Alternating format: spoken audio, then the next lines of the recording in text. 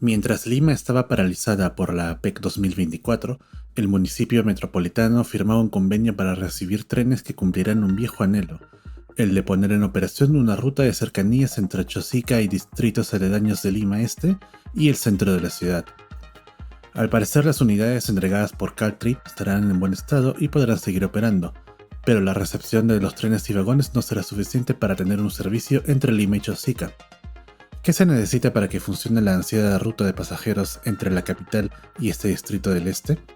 ¿Cuáles son los puntos buenos y malos de esta polémica transacción? ¿Y qué nos revela la llegada de estos trenes sobre el estado del transporte público y las obras de infraestructura en nuestro país? En este episodio de Avanza al Fondo, hablaremos sobre los trenes que recorrerán el trayecto entre la estación de Desamparados y Chosica. El tren Lima-Chosica data de 1870. Luego del ferrocarril entre Lima y Callao de 1851, se concibió la ruta entre la capital peruana y lo que hoy conocemos como la región Junín, a cargo del ingeniero polaco Ernesto Malinowski y el famoso contratista estadounidense Henry Meigs. En 1902 se abrió la estación de Desamparados, ubicada a pocos metros de la Plaza de Armas y de lo que hoy se conoce como la Avenida Bancay. El ferrocarril central ha estado bajo diversos dueños en su historia, ofreciendo servicios de carga y pasajeros entre Lima y Huancayo, y también ha sido empleado hasta Huancavelica, con un servicio que está en la cartera del MTC para su revalorización. En 1995 el ferrocarril fue privatizado y su concesionario, Ferrocarril Central Andino S.A., se concentró en los servicios de transporte de minerales, solo sacando de vez en cuando trenes turísticos en fechas especiales. A lo largo de varios gobiernos se ha tratado de poner en operación la línea como trenes cercanías, tren urbano e incluso como la línea 2 del Metro de Lima, pero estas gestiones no se concretaban. Lo que sí se concretó tras la liberalización a ultranza del transporte público en el país fue el dominio de cústers y microbuses informales conocidos como los chosicanos, exponentes del modelo comisionista afilador que en tantos disgustos ha causado a todos los peruanos en los últimos 30 años. El último intento para tener un tren de pasajeros en este tramo de Lima Este fue la elaboración de los estudios del proyecto conocido como Corredor Ferroviario Este a mediados del 2022, con un costo estimado de 1.200 millones de soles. También hubo una propuesta arquitectónica de un estudio privado para estaciones de infraestructura. Luego del cambio de gobierno no se supo más del tramo del ferrocarril central, y el MTC prioriza hoy otros proyectos, como la ruta Lima-Ica, la puesta en valor de la línea Huancayo-Huancavelica y el ferrocarril San Juan de Marcona a Andahuaylas, del que hablamos en un video anterior.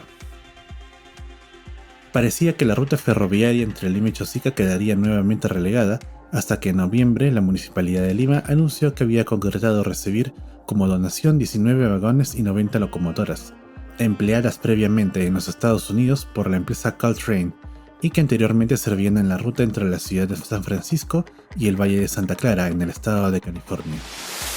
Del estado dorado a la ciudad de los Reyes.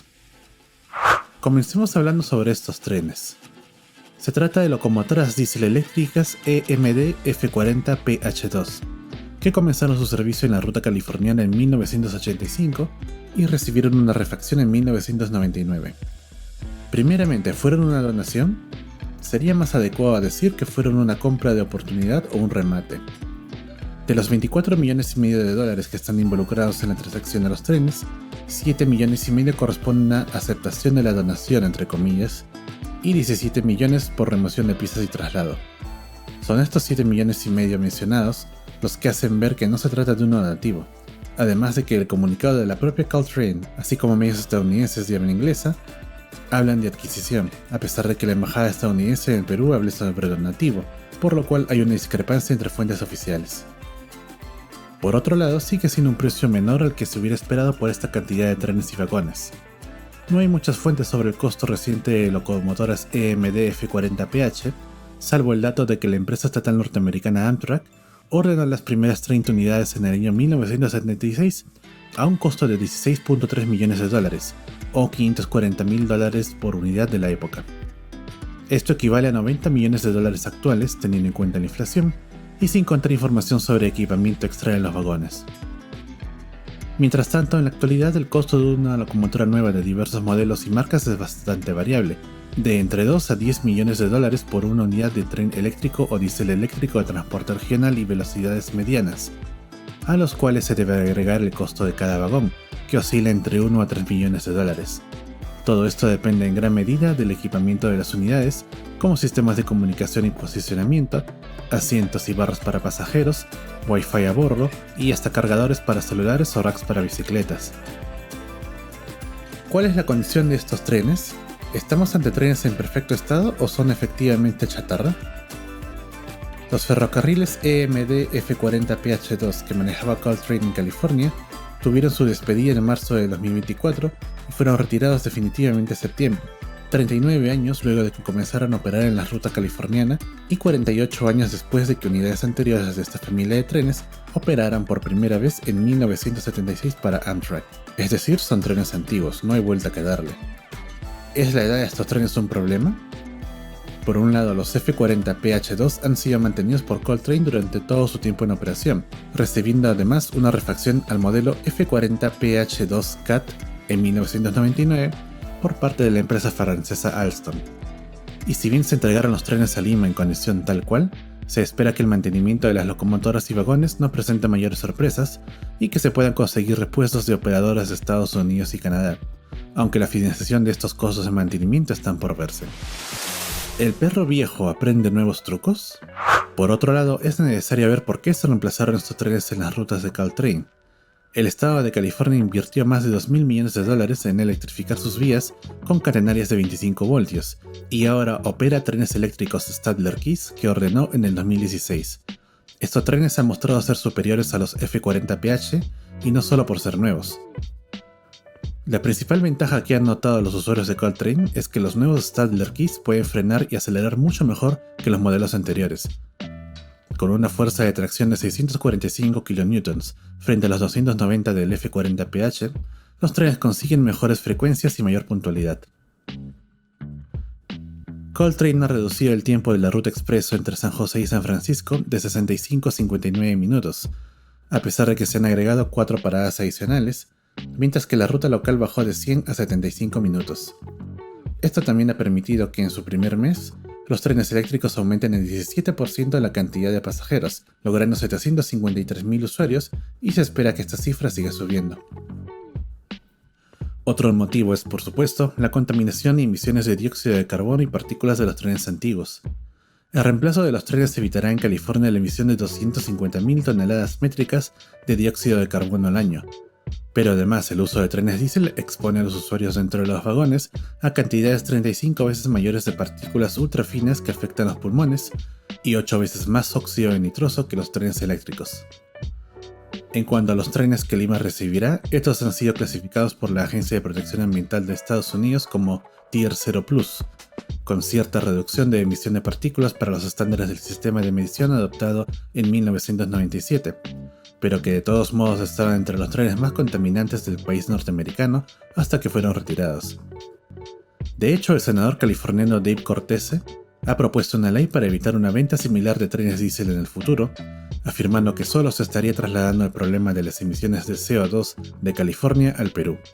Y aquellos que afirman que los trenes reemplazarán a un número de chosicanos y autos particulares, reduciendo el total de emisiones en los viajes entre el este y el centro de Lima, deberán tener en cuenta que esto solo va a ocurrir con un plan que saque los vehículos antiguos de circulación de manera directa. Es decir, el tipo de chatarreo, formalización y reducción que el ATU y los alcaldes en los últimos 10 años han evitado hacer por motivos políticos. En nuestra limitada experiencia nacional, ni la línea 1 del metro ni el metropolitano han reducido significativamente el número de unidades de transporte informal o de autos particulares a largo plazo. Y con la ampliación de la autopista Ramiro Prialé, se incentivará el uso de autos, logrando el efecto contrario. Por lo tanto, si bien los ferrocarriles EMD F40PH2 van a ser un medio de transporte útil para los vecinos, están lejos de ser la opción ideal para una ruta como la de Lima y Chosica, a lo cual también debemos agregar una realidad simple. Contar con trenes que funcionen no significa por sí solo que la ruta funcionará bien. La casa comenzará por el techo. Tanto el presidente de Ferrocarril Central Andino, Juan de Dios Olaechea, como el ministro de Transportes, Raúl Pérez Reyes, han declarado que se necesitarán obras de infraestructura de mayor nivel para que un tren de cercanías pueda operar eficientemente en la ruta entre Lima y Chosica. Olaechea, quien fue representante de la Municipalidad de Lima para la adquisición de los vagones, afirmó en una reciente entrevista que se necesitarán 4 bypasses grandes, 25 de capacidad mediana y una serie de pasos o puentes adicionales para peatones y vehículos menores. Todo esto, además del cercado de la vía, construcción de nuevas estaciones, sistemas de señalización y comunicación, adecuación de estaciones existentes, semaforización y, por supuesto, la construcción del segundo riel. ¿Cómo se puede acelerar este proceso? Existe la posibilidad de habilitar parcialmente un segundo riel en el centro de la ruta, lo que permitiría el cruce de trenes y aumentar la frecuencia sin necesidad de que el 100% de la ruta tenga dos rieles. Un ejemplo exitoso a nivel mundial es la línea 2 del O-Train de la ciudad de Ottawa en Canadá. En este proyecto, una vieja línea férrea de 8,5 km fue acondicionada con nuevas estaciones, trenes diésel eléctricos nuevos y una breve sección de dos rieles al centro de la línea para permitir cruces en una estación.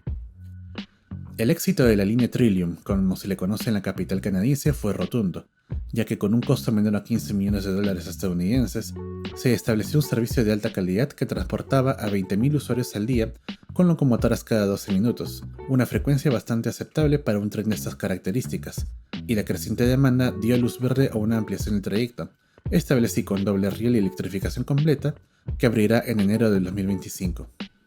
Lo mismo podría hacer el MTC si es que decidiera emplear este método. Si bien la ruta de Desamparados-Chosica es mucho más larga, con casi 37 kilómetros, se podría priorizar un doble riel entre las zonas de Huachipa y Huaycán, donde ya está el viejo cruce con varios rieles a la altura de la avenida Pedro Ruiz Gallo y el pequeño ramal hacia Cajamarquilla y la zona industrial. Si bien habría que hacer expropiaciones de viviendas ubicadas al frente del Real Plaza Santa Clara, y algunos talleres y viviendas han tomado más espacio del que correspondía y que también tendrá que recortarse, parece que el MTC ha comenzado a tomar un papel más proactivo en las expropiaciones, ofreciendo compensaciones mayores al precio de mercado, como se ha visto en el proyecto del anillo vial periférico, del que hablaremos en otro video. La otra ventaja de enfocarse en este tramo para el inicio del doble riel es que solo se requerirá de un bypass mayor, el de la avenida Las Torres, y un cruce bien trabajado en Pedro Ruiz Gallo. El resto puede tratarse con puentes peatonales, cruces semaforizados y cercados simple de la vía, ya que no tienen un tráfico vehicular tan pesado, además del ingrediente principal que sería un sistema de comunicación y señalización electrónicos que permitan una programación eficiente y cruces sin incidentes. Ahora, esto no quiere decir que solo se deba hacer doble vía en el tramo entre Huachipa y Huaycán, sino que se puede priorizar esta sección para dar una mayor frecuencia a los trenes mientras se trabaja en zonas más complicadas. Por ejemplo, el puente Balta en el centro histórico de Lima y la estación de Desamparados requerirán un tratamiento especial por ser parte del patrimonio histórico republicano. El paradero en la vía de evitamiento requerirá intervenir la carretera para colocar pasos peatonales y paraderos de buses adecuados, y probablemente se tenga que expropiar parte de las fábricas de la avenida 1 de Mayo. La conexión con la estación Presbítero Maestro de la línea 1 requerirá negociaciones con Enel Generación por la planta termoeléctrica de Santa Rosa y con los operadores del metro de Lima.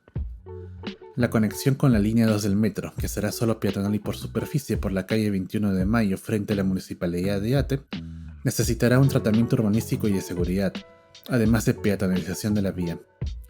Y si se decide conectar el tren de cercanías con el metropolitano, no solo se tendrá que trabajar la estación Santa Rosa, también se tendrá que expropiar el complejo de buses de Siva ubicado en la avenida Alfonso Ugarte.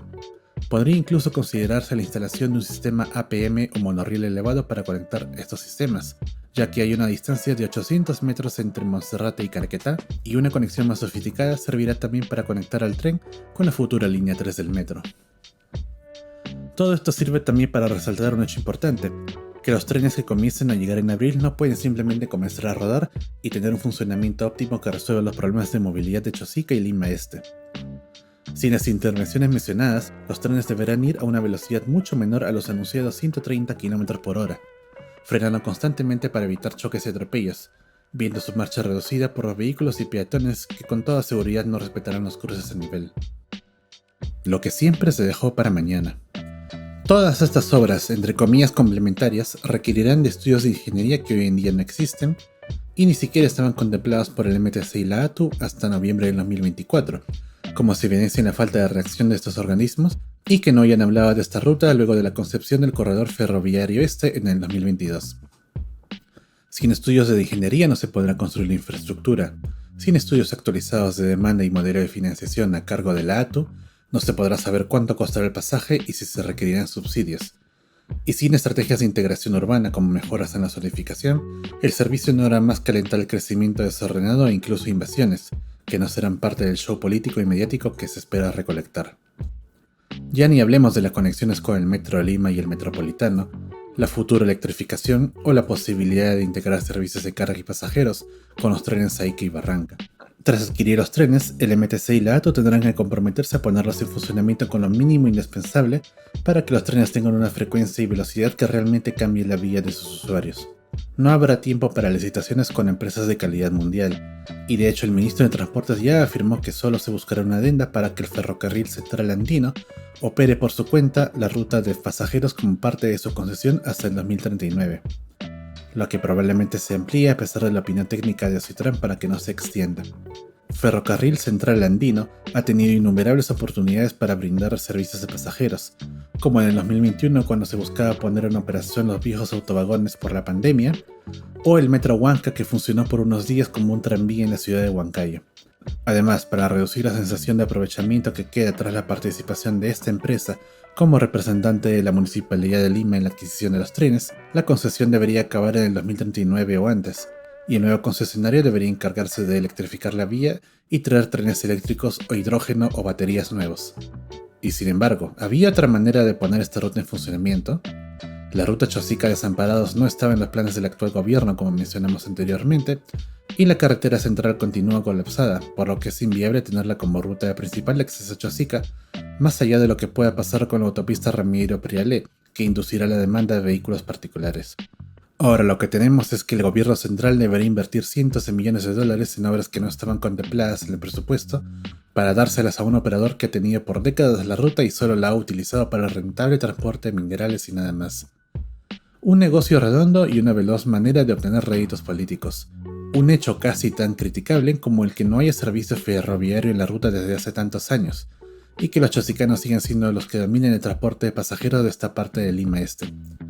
Y ahí no es la culpa de los demagogos que traen trenes viejos sin estudios para ganar popularidad tentando la presidencia, sino de quienes tuvieron décadas para hacer algo mejor y por quienes, tras múltiples estudios, discusiones y promesas, olvidaron que lo perfecto es lo enemigo de lo bueno.